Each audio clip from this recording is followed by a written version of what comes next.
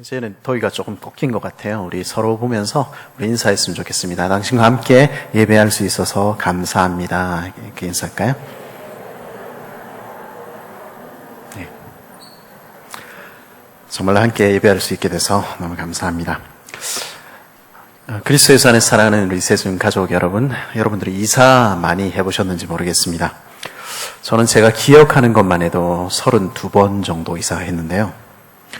어린 시절에는 이사하는 게 그렇게 좋기만 했습니다. 새로운 곳, 낯선 곳, 무엇이 우리를 기다리고 있을까 설레어하기도 했습니다. 그래서 트럭 뒤에 이삿짐 사이에 앉아서 노래를 부르면서 이사했던 기억이 있습니다. 근데 이제는 나이가 조금 들어서 그런지 아니면 짐이 좀 많아져서 그런지 이사하는 게 점점 힘들어집니다. 저는 아내에게 농담으로 그렇게 이야기합니다. 우리가 죄짐이 많이 늘었다 이렇게 이야기를 하는데요. 이제 나이가 들고 이제 힘이 드니까 이제는 그냥 정착하고 싶은 마음, 이제는 눌러 앉아 살고 싶은 마음 드는 것이죠. 하나님, 저도 이제는 이사가 좀 힘듭니다. 어디 살아야 될까요? 이런 기도가 절로 나오기도 하는 것입니다. 그것이 오늘 본문에 등장하는 아브라함 할아버지의 마음이기도 했습니다. 아브라함 할아버지가 가나안 땅에 처음 들어갈 때 나이가 75이죠. 내 나이가 어때서? 그러면서 그렇게 힘차게 갔을 것입니다. 근데 애굽 땅에서 거류하면서 그 삶, 팍팍한 삶 살다 보니 이제 늙고 지친 아브라함 할아버지, 이제는 정착하고 싶은 마음이 드는 것입니다. 오늘 우리가 읽은 창세기 13장에 반복해서 등장하는 단어는 거주라는 단어입니다. 6절에 보니까 동거하기에, 함께 거주하기에 넉넉하지 못하였더니 동거할 수 없었습니다. 함께 거주할 수 없었습니다. 그 땅에 거주하였느니라. 12절에도 보니까 아브라함은 가나안 땅에 거주하였고, 18절에 보니까 헤브론에 있는 마므레 상수리 수풀에 이르러 거주하며, 이제는 잠시 머무르는 것 아니라 거류하는 것 아니라 이제는 정착하고 싶은 마음, 거주하고 싶은 마음 드는 것입니다. 하나님, 날 위한 집이 어디 있습니까? 나 어디서 살면 좋을까요? 아브라함은요, 애굽의 경험을 통해서 하나님이 어떤 분이신지 조금은 이전보다 더 알게 되었습니다. 하나님께서는요, 처음 부르실 때 약속하셨듯이 너에게 복 주는 자에게 내가 복 주고 너를 저주하는 자에게 저주할게, 내가 늘 네 편 돼줄게 하셨던 그 일, 그 약속 이루셨습니다. 애굽에서 그거 절실히 느꼈죠? 애굽에 머무는 동안에 못난 그들의 편을 하나님 들어주셨고요, 그들의 악을 바꾸어서 선이 되게 하셨습니다. 그리고 애굽에 갈 때 정말 기근 피해서 살아남기 위해서 울며 애굽에 갔는데, 이제 애굽에서 돌아 나오는 그들의 손에는 소떼가, 양떼가, 수많은 사람들이 가득하게 하신 것입니다. 하나님이 그들의 편 되어 주셨고 하나님이 복 주신 것입니다. 그 신실하신 하나님이 내 하나님이시라면 그분이 하셨던 나머지 약속들도 반드시 이루실 것이다, 그런 생각 들지 않았겠습니까? 지금은 비록 가나안 사람, 브리스 사람 땅 거주하는 그런 땅일지 모르지만은 이 땅은 하나님께서 나와 내 자손에게 기업으로 주신 땅, 내 땅이다. 그러니 나는 여기에다 정착해야 되겠다 작정하고 가나안으로 올라온 것입니다. 그래서 그들이 처음 하나님을 예배했던 베델로 올라가서 그곳에서 예배하고 그곳에 장막을 치게 된 것입니다. 이 지역은 훗날 에브라임 산지라고 불리는 지역인데요, 그 산지 곳곳에 장막을 치고 이렇게 거주하려고 하니까 본문의 6절에 뭐라고 이야기합니까? 한번 같이 읽어볼까요? 6절 시작. 그 땅이 그들이 동거하기에 넉넉하지 못하였더니 이는 그들의 소유가 많아서 동거할 수 없었습니다. 같이 거주할 수가 없었다는 것이죠. 왜요? 축복을 너무 많이 받아서, 하나님 주신 게 너무 많아서 우리 집에 채울 수가 없었다. 그래서 땅이 좁아서 이거 같이 살 수가 없게 됐다, 이런 말입니다. 아브라함의 장막이 있어야 됐고요, 사라의 장막, 롯의 장막, 하인들의 장막. 다음 장인 14장에 보니까 아브라함 집에서 길리온 자, 칼 쓰는 그런 용사들만 해도 318명이라고 이야기하지 않습니까? 그 가족들, 여종들, 아이들, 롯에게도 또 그만큼 있죠. 적게 잡아도 한 1000명 가까이 되는 사람들이 그 좁은 산지에 골짜기에 텐트를 수십 채씩, 수백 채씩 치고 있으려니까 이거 견딜 수가 없는 것입니다. 소떼와 양떼, 그들의 장막은 그 에브라임 좁은 산지가 담기에는 너무 많은 것이죠. 이제 여기 임시 거처로는 우리 예배당 가지고는 안 되겠다, 이런 생각 들게 된 것입니다. 그러므로 아브라함의 가축의 목자와 롯의 가축의 목자가 서로 다투고 또 가나안 사람과 브리스 사람도 그 땅에 거주하였는지라. 그래서 다툼이 생겼습니다. 모든 것이 잘 되는 것 같은데 하나님께서 그들에게 복 주셨는데 다툼이 발생한 것입니다. 여기서 다툼이라는 말은 법적인 각각 이러면서 그렇게 싸웠다는 의미입니다. 아브라함과 롯은 이게 체면이 있어서 그러지 않았을 것 같은데 목자들 사이에서는 그 밑에 있는 사람들은 와가지고 안 되겠어요. 저 사람 때문에 안 되겠어요. 도저히 저 사람이랑은 같이 신앙생활 못 하겠어요. 이렇게 끊임없이 이야기를 했던 것입니다. 분란이 생기고 문제가 생긴 것이죠. 근데 이런 문제는요, 이런 다툼은요, 어떻게 보면 언제나 우리에게 있는 것 같기도 합니다. 자연스러운 우리 본성의 문제인가 싶기도 한 것이죠. 우리 사도행전에서 성령의 공동체 예루살렘 교회 우리 보지 않습니까? 근데 그곳에서도 다툼이 등장하는 것입니다. 가난한 이웃 위해서 내 전재산 바쳤는데 거기에 그것 가지고 시기하고 내 이름 높이려는 아나니와 삽비라 시비 거는 것 등장하기도 하고요. 먹을 것 없어서 이웃들을 위해서 자기 것 팔아서 구제하는 그 자리에 우리 식구들은 맨날 빠지더라. 교회는 항상 그 모양이더라. 이런 얘기들, 불평들 등장하기도 하는 것입니다. 하나님의 공동체에도 성령의 공동체에도 그런 다툼 발생합니다. 그런데 성숙한 공동체의 다른 점이 무엇입니까? 성숙한 공동체는요, 그런 시험 통해서 우리 안에서 부족한 부분들이 어떤 부분들인지 찾아내고 그리고 다시 새롭게 될 계기로 삼습니다. 하나님 앞에서 우리가 어떻게 하면 이웃을 더 잘 섬길 수 있을지, 내 형제를 더 어떻게 하면 잘 섬길 수 있을지 그것 고민하며 자원하는 일꾼들이 더 많아지며 교회가 더 건강하게 세워지는 것입니다. 소유가 많아지는 것도요, 많은 것들이 주어지는 것도요, 하나님의 복도요, 다툼과 분쟁의 원인이 될 수 있습니다. 내가 남들보다 더 앞서 헌신하는 것조차 시기의 대상이 될 수 있습니다. 그것도 하나님께서 우리를 성숙하게 하기 위한 시험일 수 있습니다. 하나님께서 우리에게 은혜 베풀어 주실 때, 많은 것 허락하실 때 하나님께서는 그것 가지고 어떻게 지혜롭게 하나님을 섬기고 이웃들을 섬기는지, 그것 가지고 우리가 어떻게 선택하는지 하나님 보시기를 원하시는 것입니다. 이런 시험들은 하나님이 우리를 낭만케 하고 우리를 테스트해서 떨어뜨리기 위한 시험입니까?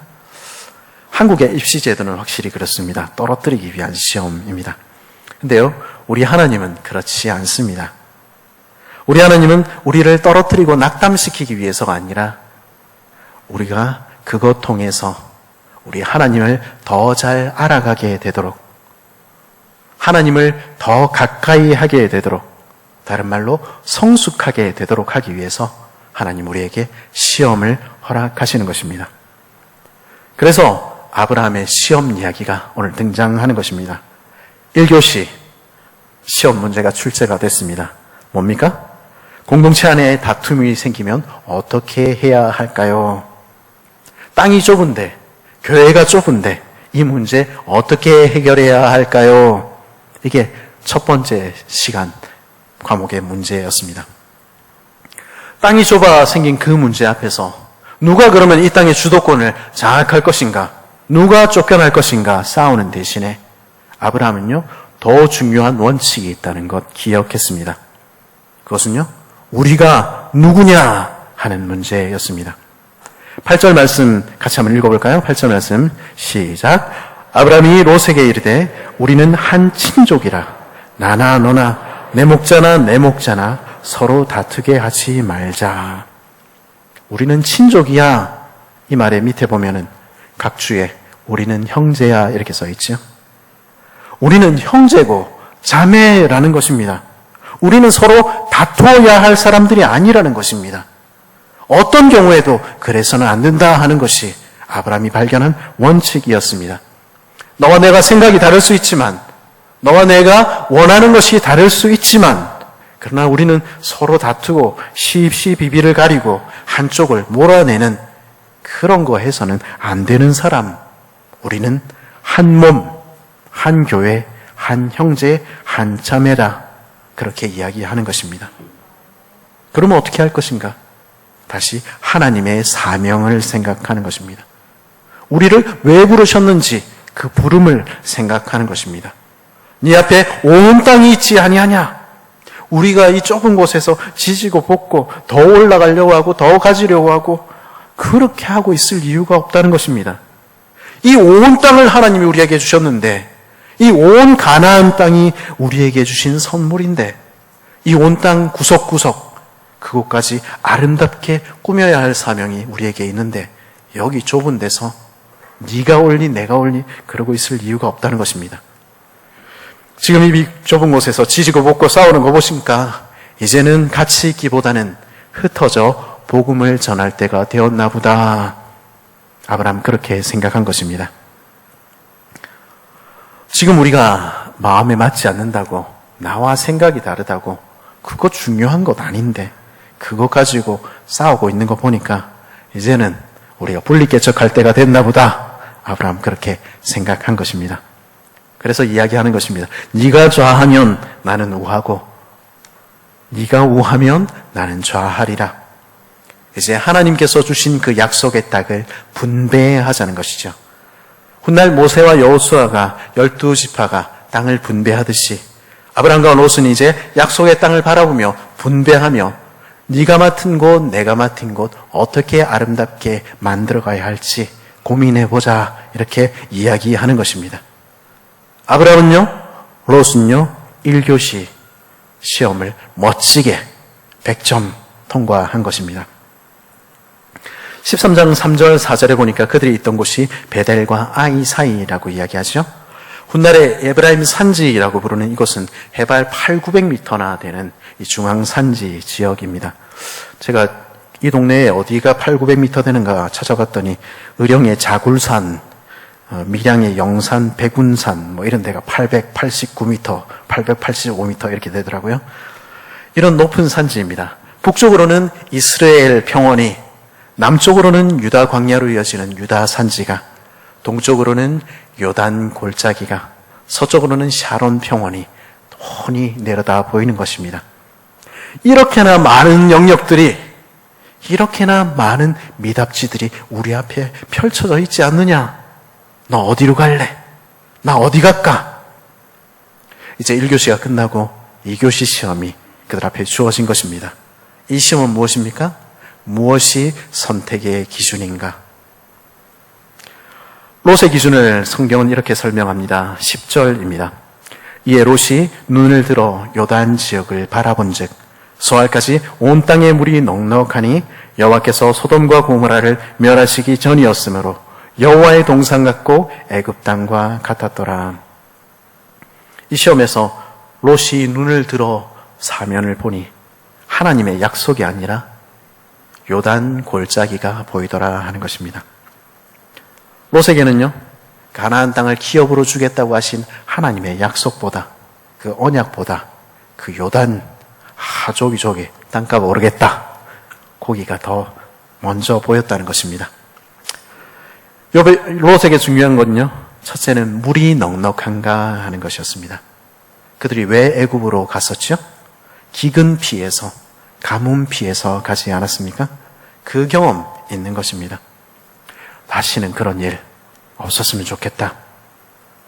요단은 마르지 않겠지 생각하는 것이죠. 근데 롯이 잊고 있었던 것이 있었습니다. 애굽 땅에서 그들을 지키셨던 하나님, 그들을 인도하셨던 하나님, 그들의 손을 넉넉하게 채우셨던 하나님, 그 하나님의 인도를 지금 롯은 깡그리 잊어버리고 있는 것입니다. 다시는 그런 기근에 대피하는 그런 일은 없었으면 좋겠다. 이런 롯의 마음은 어쩌면 홍수 이후에 우리가 흩어짐을 면하자 소리쳤던 그 바벨 사람들의 마음을 닮아 있는지 모르겠습니다. 하나님만 믿고 그렇게 살 수는 없다는 것이죠. 물이 넉넉해야 된다는 것입니다. 롯의 두 번째 기준은요, 애굽과 같은가 하는 것입니다. 여호와의 동산 에덴과 같이 아름다웠던 애굽, 그 애굽에서 본 풍요와 번영이 이 롯의 눈을, 그 마음을 가린 것입니다. 내가 강남에 애굽에는 못 살아도 내가 저 요단밸리에는 살아야지. 내가 그래도 삶의 수준이 있지. 산지, 광야, 달동네, 산동네, 그런 데는 내가 못 살지. 롯의 선택은 안전과 그리고 번영, 세상 사람들의 기준과 다르지 않았던 것입니다. 그리고 그에 따라서 롯은 세 번째 과목은 칠 필요도 없었습니다. 세 번째 과목, 무엇을 택할 것인가, 어디에서 살 것인가 하는 과목은 롯의 대답은 이미 정해져 있었던 것입니다. 11절, 12절 보니까 뭐라고 얘기하고 있습니까? 그러므로 롯이 요단 온 지역을 택하고 동으로 옮기니 그들이 서로 떠난지라. 아브라함은 가나안 땅에 거주하였고 롯은 그 지역의 도시들에 머무르며 그 장막을 옮겨 소돔까지 이르렀더라. 아브라함은 여전히 그 약속 붙들고 가나안에 거주하는데 롯은 요단 계곡의 도시들에 머무르며 그 장막을 점점 갈아타기 하면서 소돔까지 이르렀다 하는 것입니다. 이 집 저 집 옮겨 다니면서 결국 그 목적이었던 소돔까지 이른 것입니다. 한 번 타협하기 시작하니까, 한 번 그 기준이 흔들리기 시작하니까 조금 더 나은 집, 조금 더 좋은 환경, 조금 더 살기 좋은 곳, 그렇게 찾아가다 보니까 소돔에 가 있더라 하는 것입니다. 13절은 무엇이라 얘기합니까? 소돔 사람은 여호와 앞에서 악하여 큰 죄인이었더라. 소돔의 죄악이 관영한데, 홍수로 심판하신 그 죄악이 그 도시에 관역한데 롯은 보지 못하는 것입니다. 도시가 중요한가? 어디 머무르는가가 뭐가 중요해? 나만 잘하면 되지. 나만 의롭게 하나님 백성답게 살면 되지. 맞는 말 같은데요, 롯의 변명에 불과한 것입니다. 사실은 언제나 보암직하고 먹음직한 것이 무엇인가 그거 자기 선택하고 있으면서도 입으로는 나는 그래도 하나님 백성인데 이렇게 이야기하는 것이죠. 그 의로운 롯, 결국은 어떻게 됩니까? 아내에게도 자식에게도 선한 영향력 하나 전혀 행사하지 못하는 그런 사람 되어간 것 우리 보지 않습니까? 불 가운데서 자기 목숨 하나 겨우 건지는 그런 사람 되어버린 것, 무력한 하나님의 백성 되어버린 것 우리는 보지 않습니까? 그 모습이 어디서 비롯되었습니까? 그가 요단 지역을 바라본 즉 그 눈에 요단이 가득했을 때, 물이 넉넉한가? 애굽 같은가? 내 삶의 수준이 이 정도는 돼야지. 거기서부터 그의 미래는 이미 결정되어 버렸던 것입니다. 주석가들이 이 부분을 이렇게 주석한 것을 보았습니다. 롯은 약속의 땅 가나안에서 그 경계, 그 끄트머리에 있는 요단으로, 요단에서 소돔으로, 소돔에서 결국 약속의 땅 바깥인 모압과 암몬으로 점점 나아갔다. 그것이 롯의 선택이었습니다. 롯은 아브라함을 떠났습니다. 갈대아 우르에서부터 같이 온 롯, 어쩌면 아브라함이 자신의 후계자로 점찍었을 롯이 아브라함을 떠나 요단 계곡 소돔을 향해 떠난 것입니다. 롯이 아브라함을 떠난 후에 평생 같이 할 것 같은 그 내 친구도 나를 떠나는 순간이 온 것이죠. 아브라함은 롯을 따라가지 않았습니다. 아브라함은 가나안에 머물기로 작정했고 그 궁벽한 가나안 산지에 머물렀습니다. 그의 선택은 옳았습니다. 그런데요, 그런 그도 씁쓸한 마음 잊지 않았을까요? 그도 때로는 그의 선택을 후회하지 않았을까요? 롯이 아브라함을 떠난 후에 성경이 그렇게 기록하는 데는 이유가 있지 않겠습니까? 우리는 가끔 그렇게 합니다. 우리는 하나님을 따라서 가나안을 선택했음에도 불구하고 그 산지를, 그 척박한 땅을 선택했음에도 불구하고 구주와 함께 나 죽었으니 고백하며 기꺼이 나의 십자가를 지고 따르는 길을 떠났음에도 불구하고 다음 순간에 가끔 우리는 후회합니다. 다시 선택의 기회가 주어진다면 나는 어디를 선택할까? 나는 다시 이 길을, 좁은 길을 선택할까? 되묻기도 하는 것입니다. 제가 멀쩡해 보이지 않습니까? 그죠? 말이 이상한데 제 인생에도 답답한 순간들이 꽤 있었는데요. 한 10년쯤 전에 제가 특히 제 마음이 답답했던 순간들이 있었습니다. 그때 이런 몽상을 해봤습니다. 내가 다시 과거로 돌아간다면, 그래서 내가 다시 선택을 한다면 난 어떻게 살까? 첫 번째, 일단 재수는 안 된다. 재수는 너무 힘들었어요. 그리고 사병으로 군대 가서 9,800원 받으면서 얻어맞는 거 그거 안 한다. 그리고 SFC 거기 얼씬도 하지 않겠다. 그리고 목사도 안 하겠다. 그리고 아프리카 안 온다. 그 대신 그럼 뭐 할까 생각해 보니까 조금 더 열심히 공부해서 조금 더 좋은 대학 가고 장교나 카투사로 군복무 마치고 학점 쌓고 경력 쌓아서 사회적으로도 인정받고 여유 있는 삶 살려고 할 것 같다. 이런 마음이 제게 들었습니다. 근데 그 생각을 하다가 문득 그게 제가 중학교 2학년 때 제가 적었던 제 인생 계획이랑 똑같다는 것 발견했습니다. 폼나고 멋있게 살고 싶었던 중2병이잖아요. 그죠? 그때 하나님도 이웃도 고려사항에 들지 않았던 그 인생 계획을 저는 적은 적이 있었습니다. 주님 만나고 나서 그거 구겨서 쓰레기통에 던져버렸습니다. 근데 어느 순간에 우리는 그거 다시 꺼내서 펴고 붙들고 있는 것 발견하게 된 것이죠.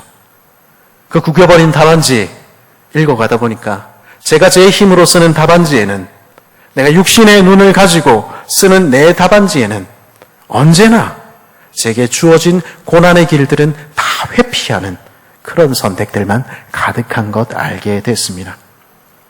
그 고통스러운 선택의 순간들을 통하여 하나님께서 나를 빚어 오셨는데도, 그 과정들을 통하여서 하나님께서 내 인생에 가장 좋은 것들 허락하셨다고 때로는 고백하면서도 다시 선택하라면 그 시간들, 그 고난들 선택하지 않겠다. 나는 그러고 있는 것 발견한 것입니다. 하나님께서 그 시간들에 제게 평생을 함께할 친구들 주셨습니다. 그 고난을 통하여서 극히 개인주의적이고 자기밖에 모르던 오만한 저를 낮추셔서 그래도 사람 이해하는 법 배우게 하시고 부족하게나마 하나님 사랑하고 이웃을 돌아볼 수 있는 사람 만들어 가시는 것.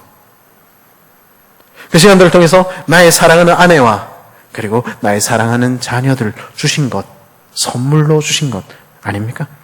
그리고 이렇게 좋은 공동체에 허락하셔서 섬기게 하시고 함께 가족으로 씌워져 가도록 하신 것 아닙니까? 그 은혜가 그렇게 큰데도 불구하고 우리는 때로는 여전히 내 눈에 보기 좋은 것, 세상 사람들 모두가 원하는 것, 그것 선택하고 싶은 마음들이 우리 마음 가장 깊은 곳에 있는 것입니다.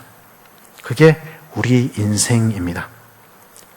롯이 아브라함을 떠난 후에 때로 우리 마음이 연약해지는 그 순간들에 우리 눈이 하나님 보여주시는 그 비전을 잊어버릴 때 때로는, 아니 언제나 우리는 다시 옛 길로, 옛 사람으로 돌아가게 되는 것입니다. 그런 우리 눈에 보이는 것은 롯이 보았던 요단밸리, 소돔, 그리고 세상 밖에 없는 것입니다. 그런 아브라함을 향해서 하나님 말씀하셨습니다. 우리 14절 같이 한번 읽어볼까요? 14절입니다. 시작.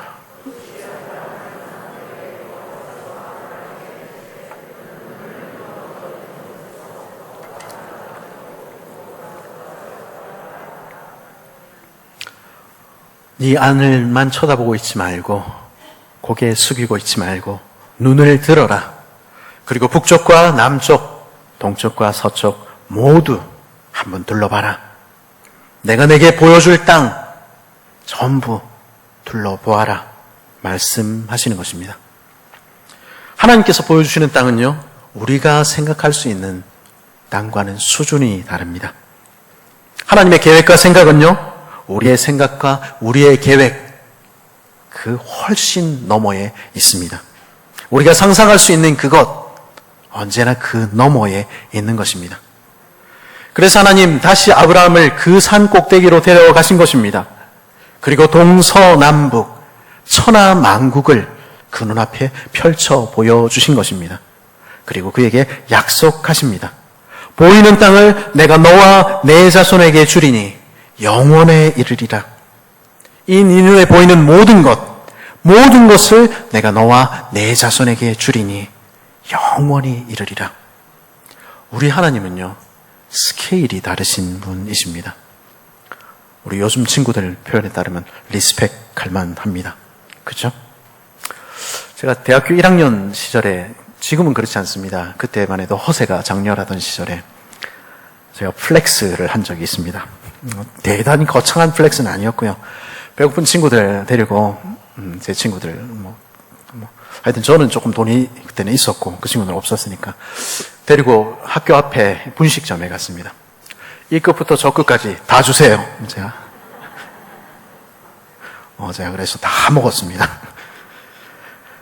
근데 오늘 말씀 보니까 우리 하나님이 플렉스하고 계시는 것입니다. 우리는 어떤 아파트에 살아야 되나, 어디 동네가 땅값이 오를까 이러고 고민하고 있는데 우리 하나님 뭐라고 얘기하십니까? 동서남북 다 바라봐라. 보이는 땅 다 줄게. 너 가져. 우리 하나님 그러시는 것입니다. 제가 말씀 준비하다 말고 제가 가끔 좀 그러는데요. 옥상에 올라갔습니다. 두산 리브 유니시티 소담동 보이는 데를 딱 눈에 힘을 주고 제가 쳐다봤습니다. 도계로 주변을 둘러봤다는 거 아닙니까? 다 주실라나 싶어가지고 제가 그랬습니다. 제가 우리 하늘에 계신 우리 아버지를 닮아서 좀 그런 겁니다. 하나님, 이 도계로 이 골짜기를 우리에게 주옵소서. 이 골짜기의 영혼들을 우리 새순교회에 하나님 허락해 주십시오. 여기서도 주의 날에 흰옷 입은 백성들이 가득 나오게 해 주옵소서 기도하게 된 것입니다. 시편 2편에 보니까 뭐라고 말씀하십니까? 내가 여호와의 명령을 전하노라. 여호와께서 내게 이르시되 너는 내 아들이라. 오늘 내가 너를 낳았도다. 내게 구하라. 내가 열방을 내 유업으로 주리니 내 소유가 땅 끝까지 이르리로다. 우리 하나님은 스케일이 그러신 분입니다. 나는 자식이 없는데 아브라함 그렇게 찌그러져 있지 않습니까? 에브라임 산지가 좁아서, 우리 집이 좁아서 롯을 떠나보낼 수밖에 없었는데 아브라함 그렇게 단식하고 있지 않습니까? 그런 아브라함에게 하나님께서는 다시 환상을, 다시 비전을 그에게 보여주시는 것입니다. 16절, 17절 뭐라고 얘기합니까? 내가 내 자손이 땅에 티끌같이 하리니 사람이 땅의 티끌을 능히 셀 수 있을진데 내 자손도 세리라. 너는 일어나라. 그 땅을 종과 횡으로 두루 다녀보라. 내가 그것을 내게 주리라. 에브라임이 좁은 산지 골짜기에 처져 있는 이 수십 동의 텐트 정도가 아니라 땅에 티끌같이 많아서 종으로 횡으로 걷는 그 모든 땅에 가득 채운 그 자손들의 장막을 하나님 환상으로 보여주신 것입니다. 그것도 모자라서 동서남북 땅끝까지 퍼져나가는 그의 자손들을 보게 하신 것입니다. 생육하고 번성하여 땅에 충만하라. 그 명령이, 그 약속이 그 후손들을 통해 퍼져나가는, 이루어져 나가는 그 환상을 하나님께서 아브라함에게 보여주신 것입니다. 내가 내게 보여줄 땅 그런 거야. 내가 내게 줄 집은 그런 거야. 내가 내게 줄 기업은 그런 거야. 우리 하나님 말씀하신 것입니다. 너 어디 살래? 어디 줄까? 주님 물으시는 것입니다. 그 하나님의 계획을 발견했을 때, 그 하나님의 비전을 깨달았을 때 아브라함은 아마 울었을 것 같아요. 그리고 얼마나 감사했을지 모르겠습니다. 그리고 다시 그 믿음의 걸음 계속할 힘 얻지 않았을까요? 그 말씀을 들은 아브라함은, 그 환상을 들은 아브라함은 이제 3교시 시험에 들어갑니다. 무엇을 택할 것인가? 어디에 살 것인가? 과목에 그의 답안지를 써내려갑니다. 18절 말씀 같이 한번 읽어볼까요? 18절 말씀입니다. 시작.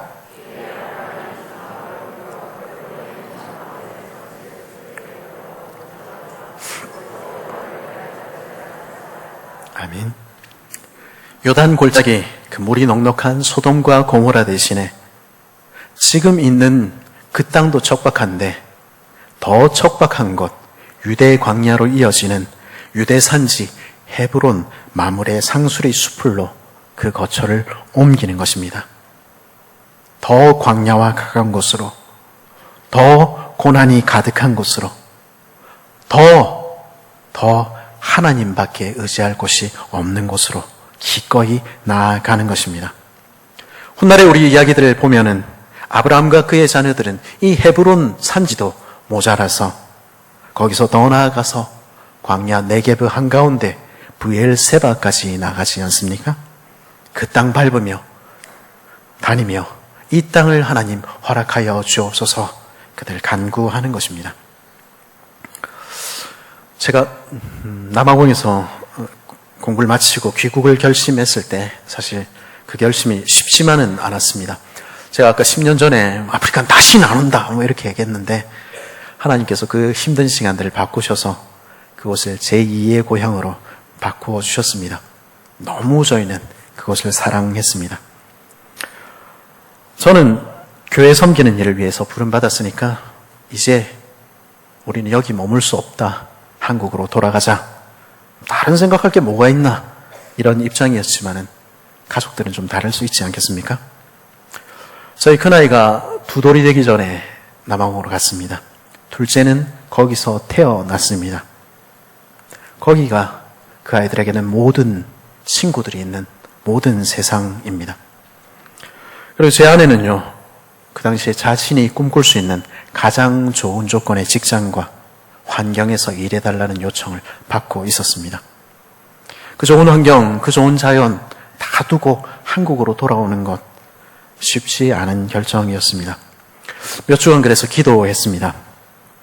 그리고 집 앞에 놀이터로 아이들을 불러서 한국 가기로 했다. 제 결정을 전달했을 때 저희 딸아이가 눈물을 주르륵 흘렸습니다. 그리고 아내와 딸은 부둥켜 안고 엉엉 울었습니다. 저는 얼마나 미안합니까? 좋은 사람은 저밖에 없잖아요. 그래서 저는 주변을 그냥 맴돌고 있는데 우리 둘째 아들은 그 엄마 누나랑 부둥켜 안고 우는 옆에서 그저 맑은 얼굴로 자기 엄마 옷만 딱 잡고 있는 겁니다. 한참 울던 아내가 둘째에게 물었습니다. 넌 어떠니? 너는 어디 살고 싶니? 그때 초등학교 1학년이었던 저희 아들이 했던 말을 저희 부부는 지금까지도 잊을 수가 없습니다. 그 아이는 엄마를 꼭 끌어안으면서 이렇게 말했습니다. 엄마, 나는 엄마만 있으면 어디든 괜찮아요. 엄마, 나는 엄마만 있으면 어디든 괜찮아요.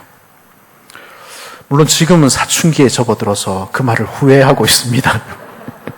제가 설교 시간에 이런 얘기했다 들키면 큰일 납니다. 비밀로 지켜주시기 바랍니다. 하지만 그 말이 저희 부부를 얼마나 크게 위로했던지 모릅니다. 얼마나 그 마음이 우리는 평생 그 말을 잊지 못할 것입니다. 나는 엄마만 있으면 어디든 괜찮아요. 지금 아브라함은 하나님께 그렇게 고백하고 있는 것입니다. 아버지 하나님, 하나님과 함께라면 나는 어디든 괜찮아요. 나는 하나님만 있으면 어디든 괜찮아요. 장막을 옮겨서 헤브론 산지에서 아브라함은 다시 여호와를 위하여 제단을 쌓습니다. 주님, 여기서도 함께 해주실 거죠. 나와 늘 함께 해주시죠. 그렇게 고백하며 뿌리 내리고 정착하여 사는 삶 대신에 그 늙은 나이에 다시 계속해서 이사하는 삶, 나그네와 행인으로 사는 삶 선택하는 것입니다. 그 고난의 삶을 기꺼이 선택하는 것입니다. 그게 아브라함이었습니다. 말씀을 준비하며 유튜브로 찬양을 듣고 있었습니다. 때에 저물어서 날이 어두니 구주여 나와 함께 하소서. 내 친구 나를 위로 못할 때 나를 돕는 주여 함께 하소서. 이 찬양을 듣고 있는데 거기 적힌 댓글 중에 하나가 제 마음에 와 닿았습니다. 너무 힘든 삶 그렇지만 이 삶에서만 경험할 수 있는 하나님의 선하신 은혜가 너무 감사하다는 생각이 들었습니다. 그 은혜로 저는 삽니다. 힘들어도 살아보려고 합니다. 우리 안에 머무시는 주님 때문입니다. 우리 안에 머무시는 주님 때문입니다. 우리와 함께 하시는 주님 때문입니다. 그 주님과 함께하는 삶 나는 택하겠습니다. 구주여 나와 함께 하소서. 그렇게 사는 것입니다. 그리스도예수 안에 사랑하는 새순 가족 여러분, 언제든 어디서든 우리 주님은 우리와 늘 함께 하십니다. 시험을 만날 때, 어려운 일을 당할 때, 내 친구 나를 버릴 때, 주님을 선택할 때, 그리고 선택해놓고서 잘 선택하고도 마음이 어려울 때, 그 모든 순간에 주님은 늘 우리와 함께 하십니다. 그리고 가장 좋은 것, 예비해 놓은 것 보여주시며 우리를 인도하십니다. 우리는 꿈꿀 수도 없었던, 우리는 상상도 해보지 못했던 놀라운 꿈, 놀라운 비전 준비해 놓으시며 그것 보여주시며 내가 이런 집, 내가 이런 기업 널 위해 준비했어 말씀하시며 우리를 향해서 나를 따라오너라 말씀하신 것입니다. 어디에 살려고 하십니까? 어디에 정착하려고 하십니까? 아버지 하나님, 하나님과 함께라면 어디라도 좋아요. 주님만 있으면 나는 괜찮아요. 그렇게 고백할 수 있는 저와 여러분 되셨으면 좋겠습니다. 그 주님 붙들며 지금 이곳에서 그 하나님을 예배하는 단을 쌓으며 어디가 아니라, 어떤 집이 아니라 우리 주님과 함께 사는 것을 택하는, 우리 주님과 함께 걸어가는 것을 택하는 그런 복된 저 여러분 되시기를 간절히 바랍니다.